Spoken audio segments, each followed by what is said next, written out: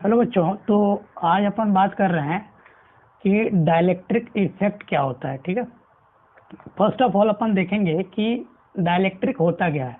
तो डाइलेक्ट्रिक जो है ऐसे मटेरियल्स होते हैं जो कि इंसुलेटर्स होते हैं, जिसके अंदर माइक्रोस्कोपिक लेवल पे चार्जेस का डिस्प्लेसमेंट चलते रहता है जब अपन एक्सटर्नल इलेक्ट्रिक फील्ड में इसको प्लेस कर देते हैं। ठीक है, अगर इलेक्ट्रिक फील्ड है तो उसके प्रेजेंस में उसके अंदर जो है माइक्रोस्कोपिक लेवल पे चार्जेस जो है एक जगह से दूसरे जगह घूमते रहते हैं। ठीक है, देखो ये जो डाइलेक्ट्रिक है ये नॉन कंडक्टर है। नॉन कंडक्टर है up to a certain value of electric field.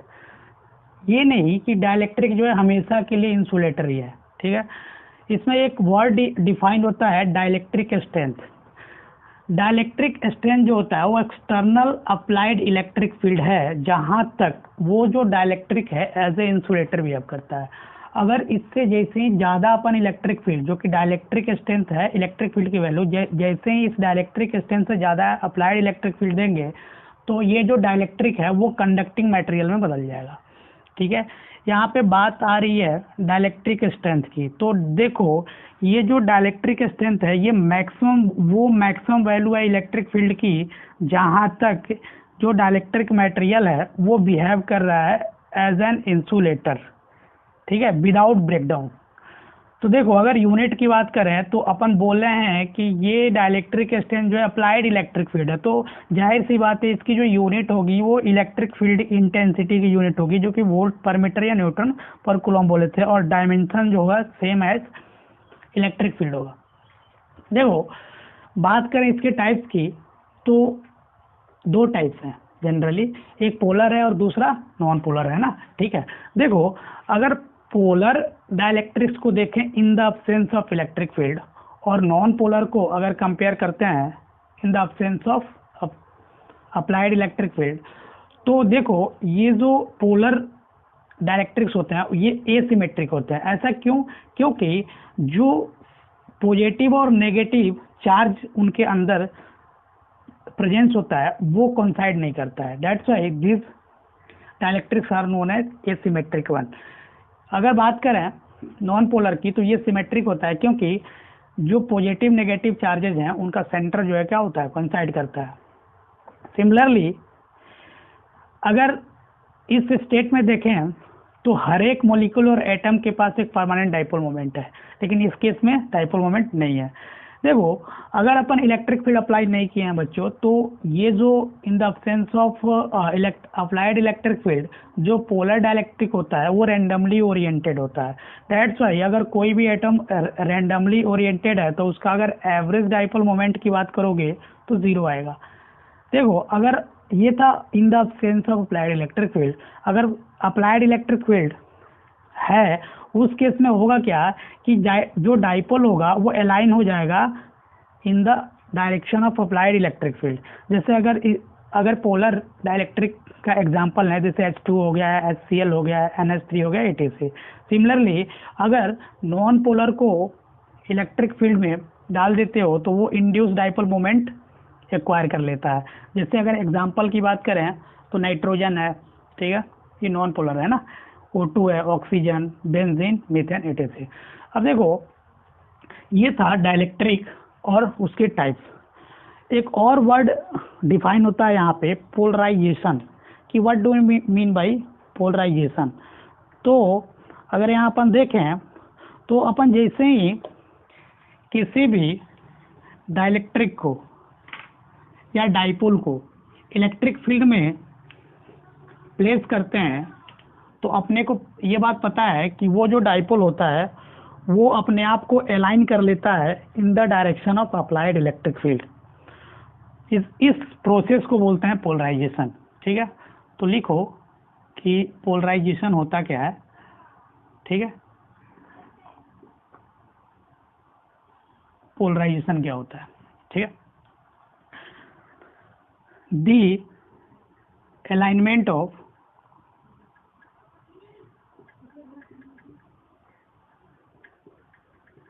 the alignment of dipole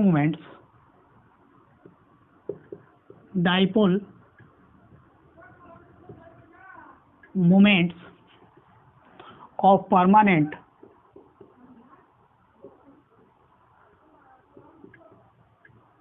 dipole or induced dipole in the direction of electric field. This phenomena is called as polarisation. ठीक है, ये बात simple सी है कि अगर आपको पता है कि किसी भी टाइप का डाइपोल मोमेंट है, चाहे वो परमानेंट डाइपोल हो या इंड्यूस्ड डाइपोल हो, अगर किसी भी डाइपोल को अपन अप्लाइड इलेक्ट्रिक फील्ड में डालते हैं तो होता क्या है बच्चों, ये होता है कि वो डाइपोल जो है हमेशा अपने आप को क्या करता है, अलाइन करता है इलेक्ट्रिक फील्ड की डायरेक्शन में। तो इस प्रोसेस को अपन बोलते हैं पोलराइजेशन। क्या बोलते हैं बच्चों, पोलराइजेशन बोला जाता है। इस प्रोसेस को पोलराइजेशन बोलते हैं अपन। तो एक यहाँ टर्म डिफाइन होता है पोलराइजेशन वेक्टर। क्या होता है, पोलराइजेशन वेक्टर, इसको अपन P से दिखा रहे हैं। ठीक है, पोलराइजेशन वेक्टर क्या होता है, देखो पोलराइजेशन वेक्टर जो होता है ये वेक्टर क्वांटिटी होता है जो कि ये बताता है कि कोई भी डाइलेक्ट्रिक मटेरियल कितना एक्सटेंट तक पोलराइज हो चुका है। ठीक है, देखो इसको लिख लो, it is the vector quantity which shows ये शो करता है, shows the extent to which molecules of dielectric become polarized in the electric field। Electric field में डाइलेक्ट्रिक के मॉलिक्यूल्स कितना हद तक पोलराइज हुआ है, ये वेक्टर क्वांटिटी उसको डिनोट करता है और gets oriented in the direction of applied electric field. ठीक है, तो अगर अपन पोलराइजेशन वेक्टर की बात करें, देखो पोलराइजेशन वेक्टर की बात करते हैं तो इसको अपन P से डिनोट किए हैं बच्चों। तो पोलराइजेशन वेक्टर को अपन ऐसे लिख सकते हैं कि polarisation vector is equal to NP। ठीक है, जहाँ पे ये क्या है, ये है बच्चों dipole moment per unit volume. क्या है, ये है dipole moment per unit volume. ठीक है, ये क्या है, ये जो N है, ये N जो है नंबर ऑफ डाइपोल। ठीक है, number of dipoles per unit volume है, यूनिट वॉल्यूम में कितने डाइपोल्स हैं। ठीक है, और जो स्मॉल p है वो है डाइपोल मोमेंट ऑफ मॉलिक्यूल। ये क्या है, ये जो है ये है डाइपोल मोमेंट ऑफ मॉलिक्यूल, एक मॉलिक्यूल का कितना डाइपोल मोमेंट है। ठीक है, अपन इसको पोलराइजेशन वेक्टर को ऐसे दिखा रहे हैं ना, कैपिटल P है is equal to N times small p। देखो अगर कैपिटल P को लिखते हो तो कैसे लिखोगे, N small p vector is equal to लिखोगे कितना, QI A divided by AD। ठीक है, यहाँ से A से A कैंसिल हुआ तो बच्चा कितना रहा हुआ, QI डिवाइडेड बाई D। इसको अपन क्या लिख सकते हैं, देखो इसको अगर लिखोगे D से D कैंसिल होगा ना, क्यू डी होता है ना, क्यू आई इंटू डी, ये डी से डी गया तो यहाँ आ रहा होगा क्यू आई डिवाइडेड बाई ए। इसको अपन क्या लिखते हैं, सिग्मा आई, ठीक है, क्योंकि चार्ज अपॉन एरिया क्या होता है, सरफेस चार्ज डेंसिटी।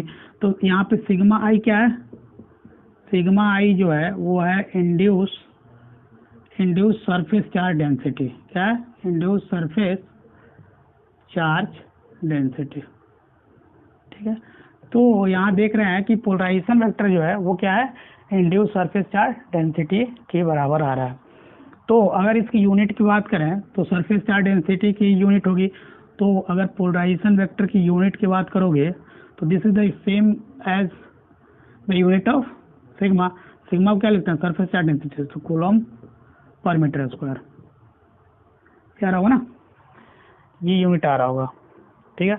अगर डायमेंशनल फार्मूला की बात करोगे तो देखो क्या आ रहा होगा, जब डायमेंशनल फार्मूला की बात कर रहे होगे तो देखो कितना आ रहा होगा, डायमेंशन लिखोगे तो कूलम का होता है 80 divide by metre square L square. तो ये लिखोगे तो m0 L-2, ठीक है, टी ए, यही आ रहा होगा ना, ये आ रहा होगा डायमेंशनल फार्मूला किसका, पोलराइजेशन वेक्टर का। देखो यहाँ तो कोई दिक्कत है, यहाँ तो कोई दिक्कत नहीं होगा। देखो अपन क्या करते हैं, कैपेसिटर के प्लेट के बीच में मीडियम को पोलराइज करने की कोशिश करते हैं। जैसे देखो एक प्लेट ऐसा, एक ये प्लेट और दूसरा ये प्लेट, ठीक है, दो प्लेट, इसके बीच में एयर है। इस बार ये नेगेटिवली चार्ज प्लेट है, तो इसमें इलेक्ट्रिक फील्ड का डायरेक्शन इधर आ रहा होगा, जो कि एयर में मैं बोल रहा हूँ ई नॉट। जैसे इसमें डाइलेक्ट्रिक इंसर्ट करते हो, तो मैं सेकंड केस बना रहा हूँ डाइलेक्ट्रिक वाला। जैसे मैं यहाँ डाइलेक्ट्रिक इंसर्ट करूँगा देखो कितना आ रहा होगा, जैसे यहाँ डाइलेक्ट्रिक इंसर्ट करोगे तो जो डाइलेक्ट्रिक मटेरियल होगा इसके बीच में क्या है, इलेक्ट्रिक फील्ड, ठीक है, इसके बीच में इलेक्ट्रिक फील्ड है। जैसे ही इलेक्ट्रिक फील्ड में अगर डाइलेक्ट्रिक को इंसर्ट करेंगे तो इसमें जो प्रेजेंट चार्ज है उससे फोर्स लगेगा, ठीक है। तो देखो इलेक्ट्रॉन इस साइड आ गए होंगे, तो ये हो गया इंड्यूस। इस पे मैंने चार्ज कितना माना, क्यू, ये माइनस क्यू, ये कितना है Q, surface charge density sigma, ये सिग्मा, ठीक है। तो ये प्लस का क्यू, ये माइनस का क्यू, ठीक है। देखो ये माइनस यहाँ प्लस आ गया होगा, तो एक इलेक्ट्रिक फील्ड इधर जनरेट हो गया होगा, मैं इसको इंड्यूस इलेक्ट्रिक फील्ड बोल रहा हूँ। और इधर अप्लाइड इलेक्ट्रिक फील्ड कितना है, ई नॉट, ठीक है बच्चों, यहाँ तो कोई दिक्कत, यहाँ तक कोई दिक्कत नहीं है। मैं जो इंड्यूस चार्ज है उसको मैं क्यू आई बोलता हूँ, ठीक है, ये माइनस क्यू आई और ये प्लस क्यू आई, या इसी को प्लस सिग्मा आई बोलो, इसको माइनस सिग्मा आई बोलो। यहाँ तक कोई दिक्कत, यहाँ तक कोई दिक्कत नहीं हुआ होगा। तो हमने माना क्या कि E naught electric field, V naught potential difference और सी नॉट, ये जो है इलेक्ट्रिक फील्ड, पोटेंशियल डिफरेंस और कैपेसिटेंस की वैल्यू है इन एयर। अब मैं मानने जा रहा हूँ कि ई, वी और सी ये जो है similarly electric field, potential difference और कैपेसिटेंस की वैल्यू है इन डाइलेक्ट्रिक, ठीक है। जब मैंने कैपेसिटर के अरेंजमेंट में मीडियम की जगह डाइलेक्ट्रिक इंसर्ट कर दिया कंप्लीटली फील्ड, इस केस में हम देखे थे कि अगर एयर का केस था, मतलब कोई डाइलेक्ट्रिक प्रेजेंट नहीं था, तो अपन देखे थे इलेक्ट्रिक फील्ड की वैल्यू कितनी आती थी, ठीक है, पोटेंशियल डिफरेंस कितना आता था और ये कितना आता था। तो ई नॉट की वैल्यू की बात करें तो देखो वी नॉट बाई डी लिखे थे, याद आया। चलो सी नॉट की जो वैल्यू थी वो क्यू नॉट अपॉन कितना था, Q naught upon V naught था, ये था ना। चलो ई नॉट की वैल्यू अपन ये क्यू था ना, अब in the absence of upon Q लिया है, ठीक है। इसकी वैल्यू देखो कितना आ रहा था, sigma not upon epsilon not. Electric field की वैल्यू तो वैल्यू थी, कैपेसिटेंस की वैल्यू अपने को पता है, ठीक है। तो अपन ने ये माना था sigma upon epsilon naught V naught, और सिग्मा की वैल्यू पुट करोगे सिग्मा नॉट की तो आ रहा होगा Q upon A epsilon naught. क्यू मैंने क्या माना है, in the sense of dielectric है, ठीक है।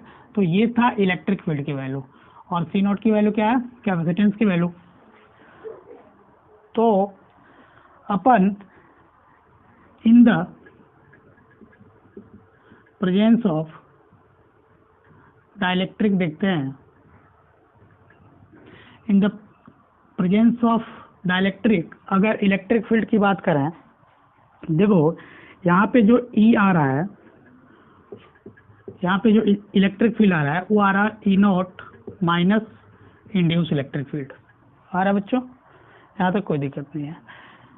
देखो यहाँ इलेक्ट्रिक फील्ड की वैल्यू डालो तो देखो इंड्यूस के यहाँ पे आ रहा होगा sigma naught minus sigma i induce के वजह से upon epsilon naught is equal to Q naught minus Q induce, ठीक है, divided by A epsilon naught. देखो मैंने ये फॉर्मूला डाला और ये फॉर्मूला को यहाँ डाल दिया, यहाँ तो कोई दिक्कत नहीं है, यहाँ तो कोई दिक्कत नहीं है।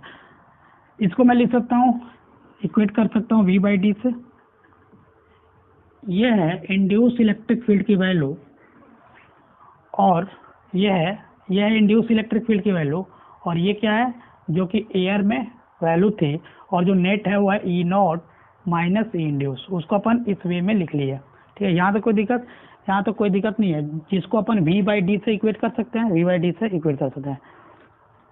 अगर कैपेसिटेंस की बात करें, देखो capacitance in presence of dielectric, presence of dielectric, देखो अपन ने देखा था कि कैपेसिटेंस अगर पैरेलल प्लेट का डिफाइन कर रहे हैं तो अपन क्या करेंगे, किसी एक प्लेट का चार्ज देखेंगे net charge upon V naught, ठीक है, सिंपल देखेंगे। देखो तो अगर कैपेसिटेंस को देखें हैं तो देखो एक प्लेट पे कितना चार्ज है, ये दोनों मिला के Q माइनस क्यू इंड्यूस, ठीक है। तो जो C की वैल्यू आ रही होगी Q minus Q induce divide by V naught, यहाँ वी नॉट नहीं आएगा, V आएगा, ठीक है, क्योंकि अपन डाइलेक्ट्रिक में V माने हैं। यहाँ तक कोई दिक्कत नहीं हुआ होगा। तो अगर परमिटिविटी की बात करें बच्चों, तो अपन ने देखा था कि जो परमिटिविटी आती है, देखो जो अगला है वो है डाइलेक्ट्रिक कांस्टेंट। अगर इस केस में डाइलेक्ट्रिक कांस्टेंट या परमिटिविटी देखें तो देखो कितना आ रहा होगा, इसको अपन अब साइन आ रहा हो के बोल रहे हैं, ठीक है। इस केस में देखोगे तो के को आप साइन आर के बराबर लिख सकते हैं, E naught by E is equal to V naught by V, ठीक है, is equal to C by C naught is equal to Q divide by Q minus Q induce is equal to sigma divide by sigma minus sigma induce is equal to epsilon divide by epsilon naught, ठीक है। यहाँ तक कोई दिक्कत, यहाँ तक कोई दिक्कत नहीं हुआ होगा ना। तो देखो यहाँ से अपन चार्ज की वैल्यू देखते हैं और सिग्मा की, तो के की वैल्यू को अपन लिख सकते हैं Q divide by Q minus Q induce. तो यहाँ से अगर क्यू इंड्यूस कैलकुलेट करें तो देखो क्यू इंड्यूस की जो वैल्यू आ रही होगी वो क्यू टाइम्स 1 माइनस 1 अपॉन के बराबर आ रही होगी, चेक करो। सिमिलरली अगर K is equal to sigma divide by sigma minus sigma induce निकालें तो सिग्मा इंड्यूस की जो वैल्यू आ रही होगी उसको चेक करना, सिग्मा इंटू 1 बाई के आ रहा होगा, ठीक है। ये है एक्सप्रेशन इंड्यूस चार्ज और इंड्यूस सरफेस चार्ज डेंसिटी का। ये याद रखना, ये जो फॉर्मूला है Q induce is equal to Q 1 minus 1 upon K, ये सिर्फ पैरेलल प्लेट कैपेसिटर के लिए वैलिड है, फिर valid for parallel plate capacitor, ठीक है। क्यों? क्योंकि यहाँ पे जो फील्ड बन रही है वो यूनिफॉर्म नेचर का बन रहा है, इसीलिए जो अपन हम इंड्यूस चार्ज निकालते हैं Q induce equal to Q1 minus 1/k, जो कि इसका मैग्नीट्यूड है और सरफेस चार्ज डेंसिटी है। This is only valid in case of parallel plate capacitor, ठीक है। देखो अगर गॉस लॉ की बात करें डाइलेक्ट्रिक के केस में तो देखना कितना आ रहा होगा। गॉस लॉ की बात करते हैं तो देखो Gauss law in case of dielectric, Gauss law लगाते हो तो क्या आ रहा होगा, ठीक है। गॉस लॉ इन डाइलेक्ट्रिक, अगर डाइलेक्ट्रिक में गॉस लॉ की बात करते हैं तो अपने को पता है जो गॉस लॉ होता है वो क्या होता है, integration over E dot D A is equal to Q enclose upon epsilon naught. यहाँ पे जो क्यू इंक्लोज है वो कितना है, जो क्यू इंक्लोज है वो है, देखो तो इसको अगर अपन लिखे तो E dot D A is equal to Q enclose को Q minus Q induce upon epsilon naught लिख सकते हैं, ठीक है। देखो अगर मैं इसको वापस लिखूं तो क्यू इंड्यूस की वैल्यू अपन अभी निकाले थे, याद रखना क्या आया था, Q1 माइनस 1/k, इसको अपन यहाँ पुट कर देते हैं अपॉन एफ साइन नॉट। इसको जैसे ही सॉल्व करोगे तो देखो ये आ रहा होगा Q अपॉन, ठीक है, K A F sine not, Q से कैंसिल हो जाएगा, ये आ रहा होगा। और अपन एक बात जानते हैं कि इसको रीअरेंज जैसे ही करेंगे तो ये आ रहा होगा K एफ साइन नॉट, ठीक है, E dot D A is equal to Q, ठीक है। यहाँ तक दिखा तो यहाँ तक दिखा। अगर इस टर्म को देखें तो इसको अपन लिखते हैं डी से, D dot D A is equal to Q, ठीक है बच्चों। ये जो डी है इसको अपन बोलते हैं इलेक्ट्रिक डिस्प्लेसमेंट वेक्टर, क्या बोलते हैं, इस डी को अपन बोलते हैं electric displacement vector, electric displacement vector बोलते हैं, ठीक है, इसको इलेक्ट्रिक डिस्प्लेसमेंट वेक्टर बोलते हैं। इस डी की जो वैल्यू है वो K epsilon naught into E है, इसको याद रखना है, ठीक है। तो ये था मेन, क्या था बच्चों, ये था अपना डाइलेक्ट्रिक के बारे में जो भी थ्योरी पोर्शन था, ठीक है। अब अपन बात करने जा रहे हैं, जो अपन बात करने जा रहे हैं वो है डिफरेंट केसेस ऑफ डाइलेक्ट्रिक्स। अपन क्या करेंगे इस बार, पैरेलल प्लेट कैपेसिटर के केस में डाइलेक्ट्रिक इंसर्ट करके कुछ केस डील करेंगे। देखो जो पहला केस है वो क्या है, जो केस 1 है वो है बच्चों कि इस बार कंप्लीटली फील्ड स्लैब को पैरेलल प्लेट कैपेसिटर के अंदर एक्सर्ट कर रहे होंगे ना, कंप्लीटली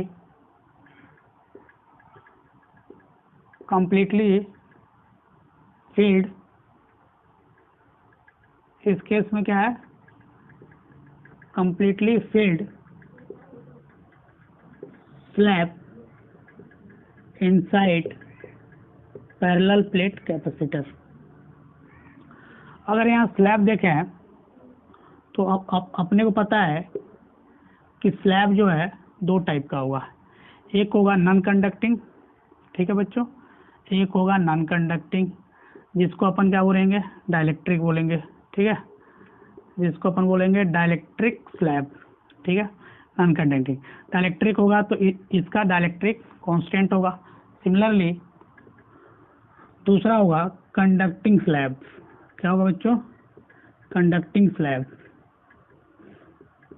कंडक्टिंग स्लैब के केस में अपन मेटल की भी बात करते हैं, या मेटल लो या कंडक्टिंग स्लैब लो, इसका जो डाइलेक्ट्रिक कांस्टेंट होता है वो होता है इन्फिनिटी, ठीक है।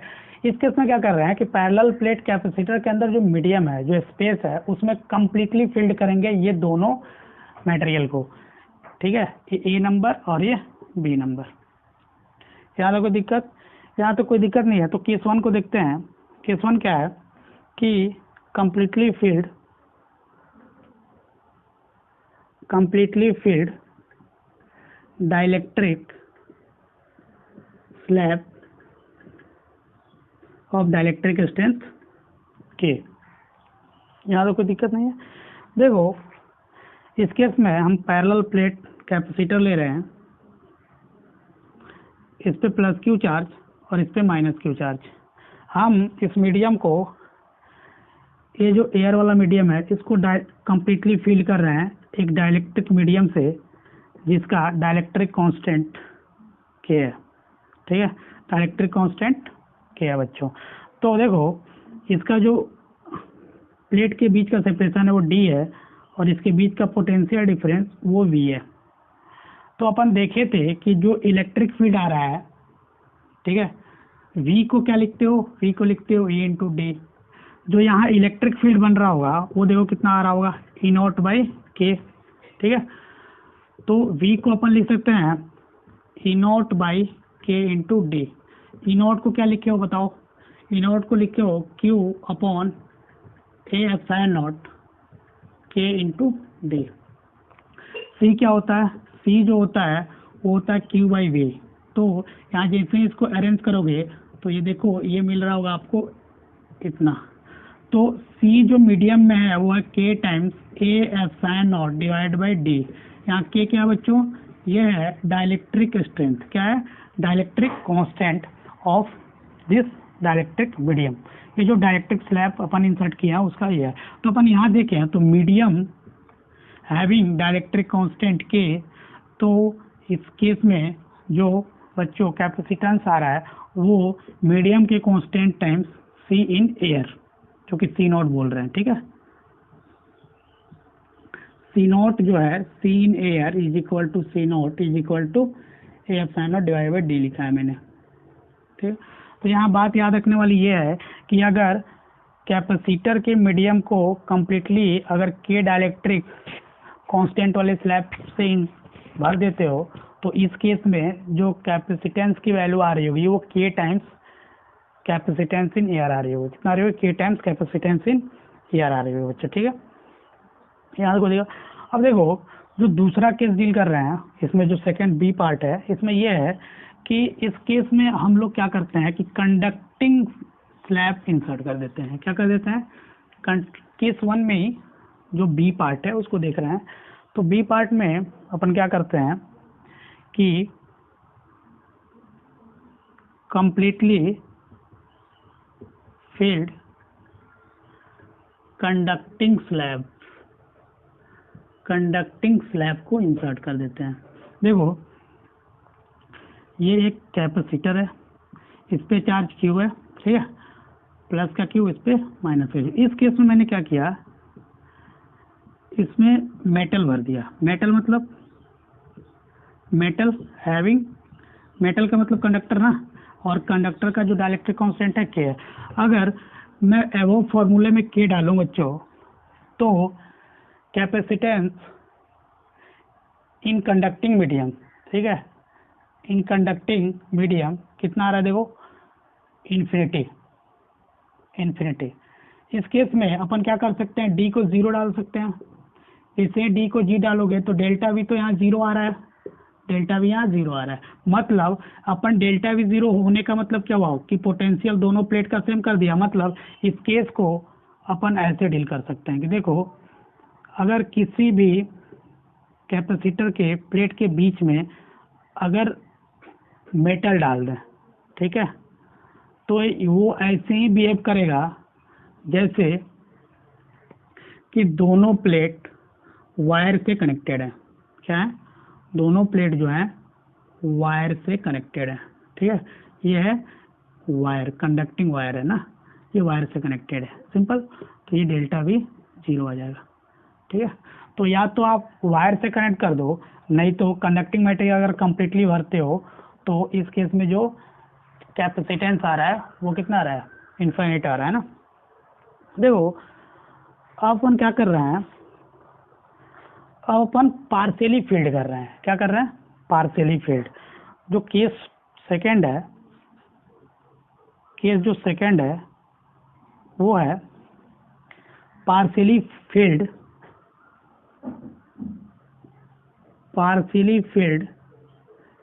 Slab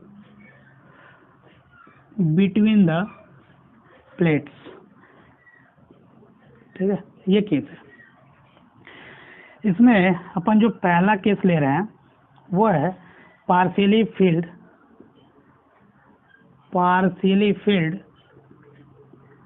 dielectric slab having dielectric constant K and thickness T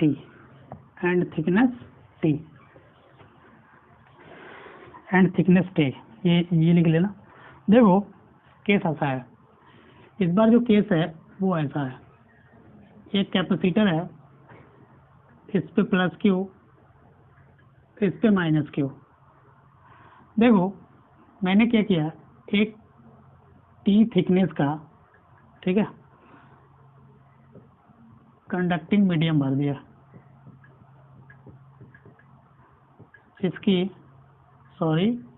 dielectric भर दिया, इसका डाइलेक्ट्रिक, ये थिकनेस इसकी टी है, और यहाँ से लेकर यहाँ तक सेपरेशन जो है वो डी है। ठीक है, देखो इतना दूर का सेपरेशन मैं D1 बोलता हूँ और इतना दूर का सेपरेशन D2 बोलता हूँ। ये एयर में है, ये डाइलेक्ट्रिक है। ठीक है, देखो तो अपन इतना दूर V1 बोलते हैं, ये V2 और ये V3, ये V1 है, ये V2 है और ये V3 है। यहाँ E0 होगा, यहाँ E0 होगा और यहाँ E0 बाई K होगा।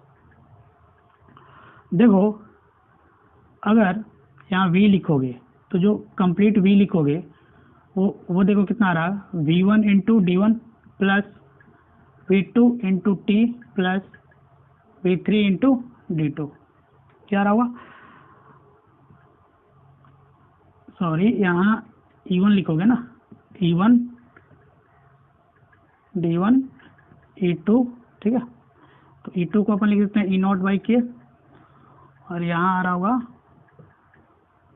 E0।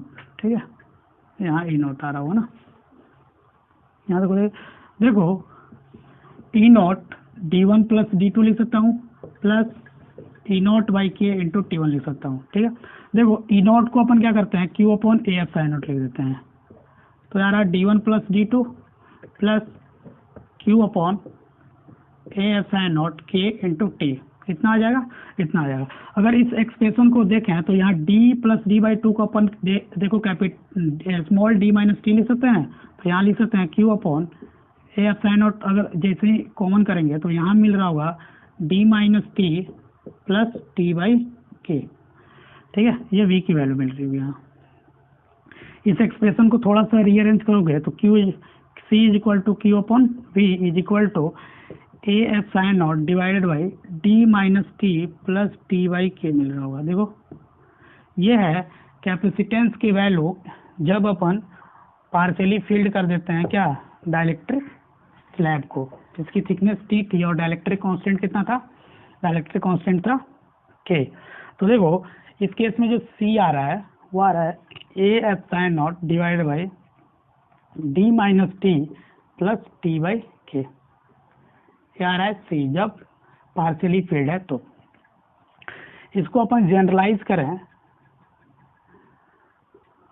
तो मैं क्या करता हूँ, एक कैपेसिटर ऐसा लेता हूँ, ठीक है, और यहाँ बहुत सारे थिकनेस का डाइलेक्ट्रिक स्लैब भर देता हूँ। ठीक है, ये मान लो K1 है, K2 है, ये K3 है, अप टू Kn, ये T1 थिकनेस का है, T2, ये T3, ठीक है, अप टू Tn। ठीक है, इस केस में जो फॉर्मूला डिराइव होके आ रहा होगा मैं जनरलाइज किया हूँ, तो ऐसा अगर अरेंजमेंट है तो इसका अपन कैपेसिटेंस की वैल्यू लिख सकते हैं D minus T1 plus T2, ठीक है, T1 plus T2 plus Tn plus T1 by K1 plus T2 by K2 plus Tn by Kn। ठीक है, ये हो गया जनरल केस। यहाँ तक कोई दिक्कत? यहाँ तक कोई दिक्कत नहीं हुआ होगा। अगर अपन कंडक्टिंग मीडियम पार्शियली फील्ड कर दें, कंडक्टिंग स्लैब को अगर पार्शियली फील्ड कर देते हैं तो देखते हैं क्या आ रहा होगा। ठीक है, इसका जो बी पार्ट है, केस 2 का B part partially filled conducting slab. ठीक है, देखो इस पे प्लस क्यू चार्ज दिया या माइनस क्यू चार्ज दिया, एक स्लैब लिया, इसकी थिकनेस टी है और इस बार ये कंडक्टिंग है। ठीक है, ये इस बार कंडक्टिंग है तो इसकी के की वैल्यू इन्फिनिटी होगी। सिमिलरली अगर इस फॉर्मूले में डालें तो सी की जो वैल्यू आ रही होगी ए epsilon naught divided by D minus T plus T by के की जगह इन्फिनिटी, और 1/इन्फिनिटी की वैल्यू कितनी होती है? 0 के बराबर। तो यहाँ सी जो आ रहा होगा, ये आ रहा होगा ए epsilon naught divided by D minus T. अगर इस एक्सप्रेशन को थोड़ा सा ऑब्जर्व करें बच्चों तो देखो अपने को क्या दिख रहा है कि जितना थिकनेस का अगर कंडक्टिंग मीडियम भर के रखे हो उतना डिस्टेंस हटा लो और एयर के इक्विवेलेंट क्या करो, कैपेसिटेंस की वैल्यू लिख डालो। ठीक है, यही ना है। देखो डी माइनस टी रेंज में कितना है? एयर है, यहाँ भी एयर था और यहाँ भी एयर है। जो अगर कंडक्टिंग मीडियम है, पार्शियली फील्ड है, तो उसको इग्नोर मारो और ये देख लो सिर्फ कि कितना जो डिस्टेंस है वो एयर में है, उसको लिख डालो ए epsilon naught divided by D minus T. Simple. देखो तो ये अरेंजमेंट ऐसा बन जाएगा, ये उसी के जैसा है कि ये डी माइनस टी थिकनेस है, एयर में है, ये प्लस क्यू चार्ज है, ये माइनस क्यू चार्ज है, और इस केस में जो सेपरेशन आ रहा होगा ये डी माइनस टी आ रहा होगा, और जो कैपेसिटर की वैल्यू आ रही होगी epsilon naught divided by D minus T आ रही होगी ना। ठीक है, देखो कुछ ग्राफ डील करते हैं। देखो अगर ग्राफ देखें तो इस केस में अपन ग्राफ बना सकते हैं ई वर्सेस डी और वी वर्सेस डी में। देखो ग्राफ जो देख रहे हैं वो पहला केस है ई वर्सेस डी का। ठीक है, अपन देखे थे कि इन बिटवीन द प्लेट जो ई आता है वो आता है sigma upon epsilon naught is equal to Q upon A epsilon naught. Charge change होने नहीं जा रहा है, प्लेट एरिया चेंज नहीं हो रही है और मीडियम नहीं चेंज हो रहा है, तो ई की वैल्यू क्या होगा? कांस्टेंट। ठीक है, अगर मैं किसी मीडियम की बात करूं हैविंग डायरेक्ट्रिक कांस्टेंट के, तो ई नॉट बाई के आ रहा होगा, ये भी क्या है? कांस्टेंट वैल्यू है। बस यही बात है कि ये के टाइम्स घट गया होगा। तो इस केस में अगर देखें तो ई जो है वो डजंट डिपेंड ऑन डी, ये डी का फंक्शन ई नहीं है, इसीलिए इसकी वैल्यू कांस्टेंट आएगी। जैसे मान लें कि ये ग्राफ प्लॉट कराना है मेरे को, वो ऐसा है। देखो जो ग्राफ है वो ऐसा है, ये प्लेट, यहाँ एक प्लेट, ठीक है, इस पे प्लस क्यू चार्ज, यहाँ माइनस क्यू चार्ज, एक थिकनेस, ठीक, यहाँ दूसरा थिकनेस, दो स्लैब लिया, इसका T1, इसका T2, इसका K1 और इसका K2। अगर मैं बोलूँ कि K1 is greater than K2 है तो इस केस में हमको E वर्सेस D कर्व बनाओ। ठीक है, E versus D curve draw करो। देखो मैं E versus T curve draw करूं तो क्या मिल रहा होगा?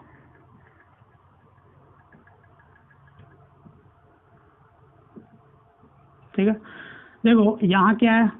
एयर है, एयर में मैं ई नॉट बोलता हूँ इलेक्ट्रिक फील्ड। यहाँ पे कितना आ जाएगा? ई नॉट बाई K1, यहाँ ई नॉट, यहाँ ई नॉट बाई K2, ठीक है, यहाँ ई नॉट। तो मैं इस लाइन को ई नॉट बोलता हूँ जो ड्रॉ कर रहा हूँ। यहाँ तो कांस्टेंट वैल्यू देखो कांस्टेंट है, ये ई नॉट है। अपन देखे हैं कि K1 की वैल्यू K2 से ज़्यादा है, तो मैं बोल दिया कि ये है ई नॉट बाई K1, ये है मान लो ई नॉट बाई के वन, मैं यहाँ ड्रॉ करता हूँ, ये है ई नॉट बाई के वन। तो यहाँ वापस मैं एयर में आ गया तो ई नॉट लिखूंगा, फिर वापस यहाँ भी एयर है तो यहाँ ई नॉट लिख दिया।